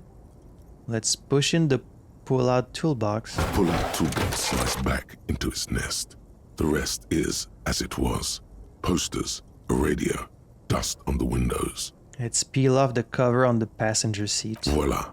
A stack of neatly folded papers has been stashed behind the seating fabric. You see 3 maps depicting a large metropolitan area. It's Revachol. Some of its routes and highways have been outlined with a pen. That's a bingo!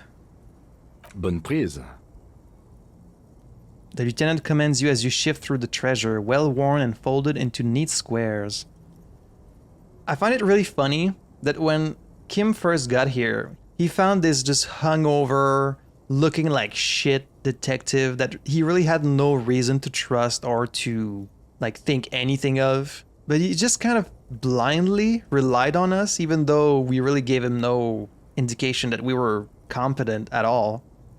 He was like, you take lead on this case and I'll just follow you, even though you're like hangover and like possibly in your underwear and like smell like shit, and also have complete and total memory loss where like you don't remember the world around you or like who you are or like basic concepts like the Pale or like the RCM or Martinez or, you know. He just kind of blindly trusts you. And what I find funny is that we are kind of slowly but surely making him right to trust us, because we're doing some pretty good detective work, honestly. Like, given he's been helping us along the way, we are doing some pretty good work. So it's like you can take the memory out of the policeman, but you can't take the police work out of the police. It's like Harry might have lost his entire memory, but he's still got his good like detective instincts deep down. At least when I succeed my roles. Fold open the topmost map. This large map displays the elevated motorway called 881. The intake leading to Martinez is marked with a blue X. There's another X on the off-ramp at a place called the Old South. How careless of you to leave all this evidence behind. Toll booths at the intakes are marked with a circle. It looks like there are scant few ways of getting onto the elevated motorway that runs over Jamrock. And this person knows them all. Could also be like pickup spots for the drugs or like delivery spots. There, hundreds of thousands of motor carriages roar on the 881. High above the massive brown and red roofs, that is Jamrock. The commuters don't even look down. The world ceases to exist outside the windshield. Where does the road lead? To Cuno, through the middle-income neighborhoods there, by the river, and then to Stella Maris and La Delta for work, while the men and women of Jamrock scuttle to their fates below the road. Fold open the second map. This municipal map from the 30s displays a complex system of storm sewers underneath a sub-district called the Pox, old military hospital, right adjacent to the 41st precinct. Really? No storm will ever drown Revachol. The great solution to the riddle of history. Are they using the sewers for something? Look at the third map. The final map displays a labyrinth of service tunnels left over from the construction of Motorway 881. A few routes have been marked with a pen, where the tunnels and sewers surface near the eminent domain and a traffic island in central Jamrock by the lake. What does all this mean? It means that the smugglers are secretly using the motorway to transport their goods and materials. They've infiltrated the East Motor Tract, most likely. The RCM patrols most of these auxiliary roads, though apparently not all of them. Where does the contraband end up? Hard to say. This distribution network looks certainly large, yet still vague enough. It doesn't reveal much about the Besmerti behind it. Besmerti? That sounds vaguely familiar. Not to me. The Besmerti is a Revacholian crime syndicate. They see themselves as the inheritors of the 14 Revacholian Indo-tribes, but really they're just violent gangs vying for control on the west side of Revachol. With cool names like La Puta Madre and Aura Masta. It's a dark parody. So that's La Puta Madre. I see. Who do you think is behind this? It's definitely not the Union. They just do some logistics. This operation has spread everywhere in Jamrock. If it's that widespread, then Madre remains the most likely suspect. I thought this was just about the Union, but it looks like this is bigger than them. Here's bad news. There have been attempts at a serious investigation before, but they haven't ended well for those involved. Whoopsie. Well, this is a bit above our pay grade, isn't it? Let's just keep investigating but of course it's all going to be connected. Probably this killing has to do with this drug trade. And La Puta Madre. Return the stack of papers under the seat. I mean, we should like write down this information or like copy them or take a picture of them, but... Best not to disturb the scene. I'll have forensics go over the lorry and pick this up later. You will? Can you have them repair the window, maybe? The stack of maps looks just like before, barely noticeable. The movie stars look silently by, and the pull-out toolbox has a rubber handle, worn from years of use. I thought I was gonna get a chance to steal these tools, and like maybe one of them would have been better than my tools. He closed the rusty old lorry door. Aces high. Great. I think we got everything. A word, detective? Before we return to Joyce? He steps away from the lorry. God, this is such a unique game. Like, there's no other game like this one. It's so interesting. Aces high. Aces high. For the rest of the world, the Aces High is just a cool Revachol thing, politically neutral. In Revachol, it still holds revolutionary connotations. Also, have you looked at Lieutenant Kitsuragi's clothes? He wears a bomber jacket, just like the ones worn by aerostatic brigades, and those cargo pants could store tools for hotfixing your aerostatic. Maybe you should ask him about this. Are you saying he's possibly like a airship pilot? +1 empathy towards Kim Kitsuragi. +1 esprit de corps, the roots of the RCM. Nice. Finally, like a proper bonus. But what does that mean, empathy towards Kim Kitsuragi? So like, is an empathy only for my roles with him? That's strange. Yes? Alright, we've finished here. Let's quickly debrief and go over what we found, so we don't do it in front of the company rep. Yeah, that's probably smart. Seems like something police would do. What do you think of all this, Kim? Honestly, I'm quite worried by what we've seen so far. Yeah. The evidence seems to point to a rather extensive and well-organized operation.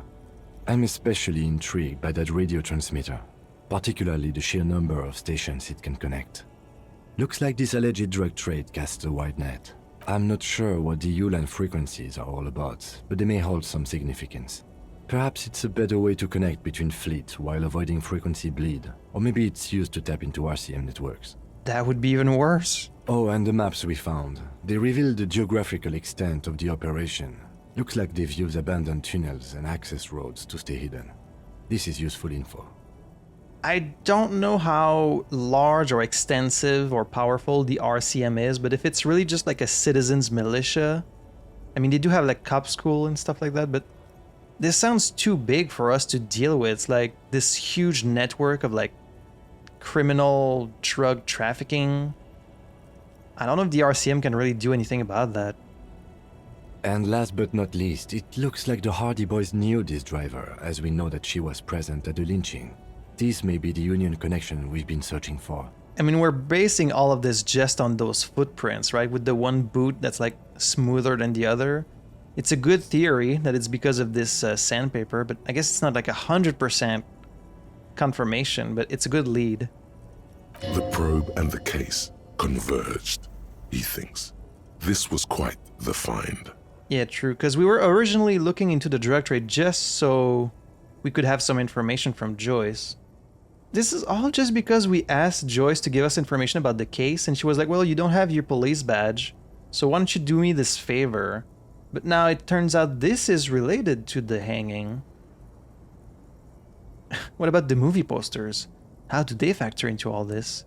So it turns out this is connected. Again, another typo. I know there's a lot of text in this game, so like some small mistakes are bound to slip in, but this should not be in there. Someone should have like reported this and fixed this. This is connected to the Union. Like Joyce told us, yes, logistically. But don't expect to bust this open during our stay here. At best, this is an angle we can use against them, to other ends, as extra ammunition. Okay, I feel like you're talking in gameplay terms here. Do you think the movie posters are factored into this? As elegant as they are, I don't think they are relevant to the drug trade. A lot of women there, especially for a lady driver's cabin. Maybe the trader is some sort of cinephile. Yes, well... Unimportant. As elegant as they are, I don't think they are relevant to the drug trade. A lot of women there. Yes, well... Unimportant. I mean, I know what it means, but... I think Kim knows what it means, but let's just leave it at that. Will the RCM open an investigation into this? We should return to the murder case. See what Joyce tells us about the lynching. When we are done for the day, I call my station and suggest our narcotics department look into it. You've got a big night planned ahead of you, taking the body to the station, getting in touch with narcotics department. You're gonna have a busy night, Kim. There are more than enough grounds to start an official investigation, sometime later when we are done here. We do not want to get caught in that. I mean, isn't that our job, though? What are you thinking? The fact that one hasn't started already gives me pause. An investigation, I mean. Especially if the Madrid grouping is involved, and I can't imagine they aren't. It's certainly worrisome. Are you saying the RCM is in on it? Corruption? All the same, I don't like the idea of internal affairs descending on the matter. That won't help anyone either. Okay, debrief over? Debrief over. After you. Oh, actually, at the beginning of the game, you also said you were going to talk to me about this police pissing contest after we checked the body, and we have now. What do you want to know? Yeah, now that we've inspected the scene, I want to know more about this pissing competition you mentioned. What's there to say? It's just stupidity. What kind of stupidity? The cop kind. Our precincts can't decide if Martinez is part of Jamrock or the Industrial Harbor. Yours or mine, as if we somehow own parts of the city. Typical street gang mentality. So we've let the Union make a mockery of law enforcement here. And now it's come to its natural conclusion. Ah, so this is a struggle over who runs Martinez. Well, sort of. It's less a matter of who gets to police Martinez than who has to. It's an orphan district, in other words. So it's like no one really wants to take care of Martinez, and so this sent us both here as like a, there you go, you do it. I think the dispatch desk just told both our stations about the hanging. There was quite the brouhaha at the 57th, I can tell you that. Time to settle it, they said. Cop off. But I assure you, I am not their finest or toughest with 102 cases solved. What I am is least interested in a pissing competition. I think you're the finest, Kim. So he volunteered to represent the 57th, but not out of competitiveness. On the contrary. So you volunteered to spoil it? Yes. I am an unrepentant spoil sport. The lieutenant appears pleased with this. You're so likable. What's special about Martinez? Martinez? Nothing. It's just a puddle at the end of some drain pipe. No one cares about this place. They care about sports. Most of our colleagues don't even know how to get here. North of the interchange doesn't exist. I wonder what this says about me, that I was sent by my station. I was sent to teach you a lesson in style. There can only be one conclusion. I am the finest, a case-solving machine sent to outperform you in every way imaginable. I mean, it does look like I was a really good detective, but not at the time that they sent me. I must be an augury, an apocalyptic omen sent by my people. Can you guess my message? Don't be scared, but I think I might have supernatural abilities. I probably have an unbelievable kill count. I'm gonna leave why I was sent here unspecified. I must be an augury, apocalyptic omen sent by my people. No. You know, actually, no, I'm not an augury. I don't know why I said that. Was there anything else you wanted to ask about the competition? I think they If just... not, we should move. I think they just sent me because I'm like the biggest fuck up they had. Really. A good joke. He does not actually think it was a good joke. It's good we set this thing aside. Was there anything else you wanted to ask about the competition? If not, we should move. Alright. Yes, it's a wholly pointless matter. Forget I ever mentioned it. Oh, logic formidable. Why did the 41 send me?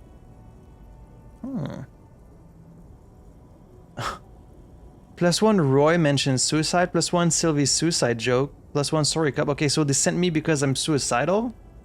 Is that it? Sure. Because you're the best qualified. No, that doesn't seem right. Dumb brain, I'm good for nothing. You look dumb if you keep the lieutenant waiting for too long. We'll have to try this one again later, I guess. tremble. The time is now. Ta'ola. Is this because I said something about the omen? What time? Time for the show. For Ta'ola. The hallowed time of fear and disintegration. A countdown has begun. All will collapse on itself. The world will disappear into a single grain of blackness. All sound will be muted. All life will scream. Ta'ola, what's that? Ulogu Theodos. Xino Zausin. Ipoli Osithian. Echondes Fronisin. You summoning a demon? Wait.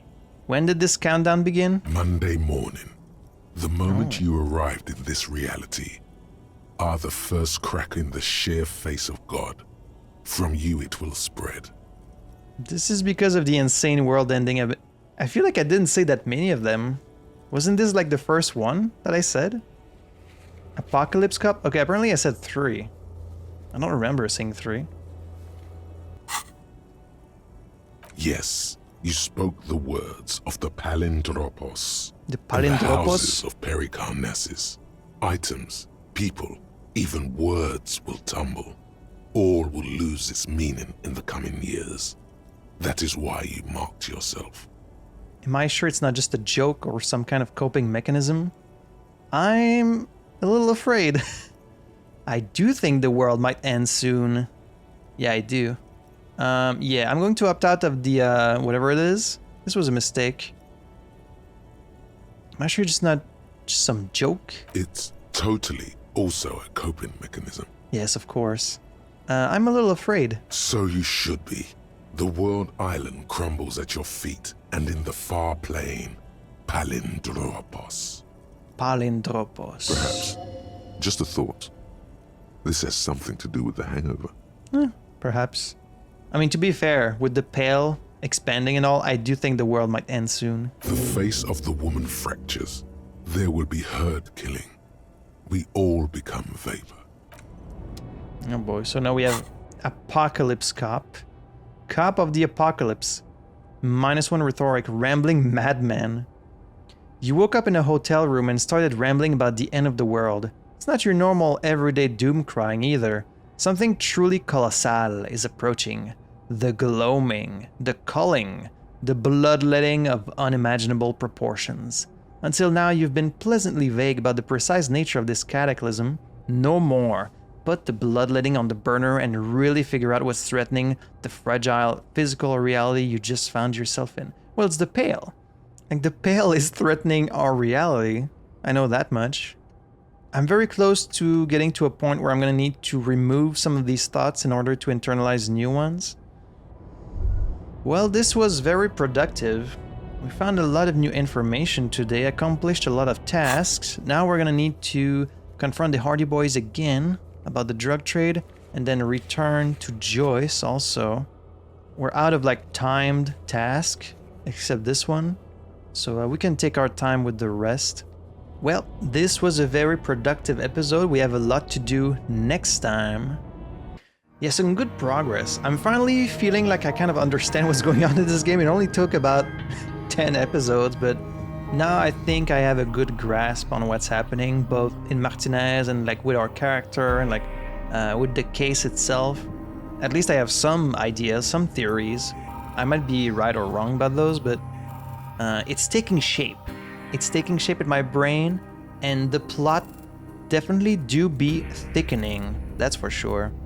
Yeah, and I guess that's just like a byproduct of me actually following the main quest for once. In those last few episodes, we've actually been like doing what the game wants us to do and not just exploring at random. But I'm also kind of glad I took all this time to explore beforehand, because it helped me kind of get a good grasp on the world before starting to investigate, because I feel like if I'd started with like the body in the main case, I would have been totally lost with like all the terms that people are using and like all the references they make. Where now, because I took all this time to like walk around, talk to all these people and learn more about this world of Elysium, now that I'm getting to the meat of it, the thick of it, I have a pretty good grasp on what's happening. So I am quite satisfied with the order I've decided to do things, even though a lot of you, I know, were frustrated with my refusal to look at the body, but I'm glad I did things in this order. I think it's gonna pay off in the long run. So yeah, very satisfied with our progress for today, and we're gonna be playing some more very soon. So as always, thank you guys so much for joining me on this investigation, and until next time, I had fun playing this, hope you had fun watching it, and I hope to see you in the next episode for some more Disco Elysium. À la prochaine.